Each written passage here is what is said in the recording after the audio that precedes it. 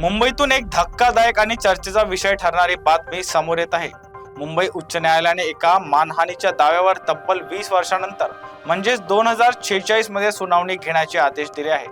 Malabar hill मधील 90 वर्षीय लेखिका आणि तिच्या मुलीने सोसायटी सदस्यांविरुद्ध 20 कोटी रुपयांचा दावा दाखल केला होता। न्यायालयाने हा वाद माफी मागून मिटवण्याचा सल्ला दिला होता, मात्र लेखिकेने हा प्रस्ताव नाकारला।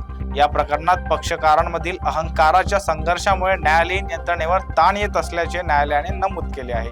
तसेच या प्रकरणाला ज्येष्ठ नागरिक म्हणून मिळणारे प्राधान्यही नाकारण्यात आलेले आहे। मुंबई उच्च न्यायालयाच्या एका निर्णयाने सध्या मोठी चर्चा रंगली आहे। मानहानीच्या एका दाव्याची सुनावणी थेट 20 वर्षांनंतर म्हणजेच 2046 मध्ये ठेवण्याचे आदेश न्यायालयाने दिलेत।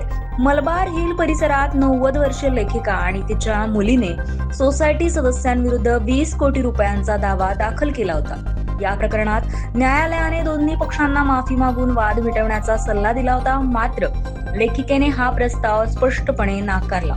त्यामुळे पक्षकारांमधील अहंकाराचा संघर्ष पुढे येत असल्याचं न्यायालयाने निरीक्षण नोंदवलंय। तसेच या प्रकरणामुळे न्यायालयीन यंत्रणेवर ताण येत असल्याचंही स्पष्ट केलंय। विशेष म्हणजे या प्रकरणाला ज्येष्ठ नागरिक म्हणून मिळणारे प्राधान्य देण्यासही न्यायालयाने नकार दिलाय।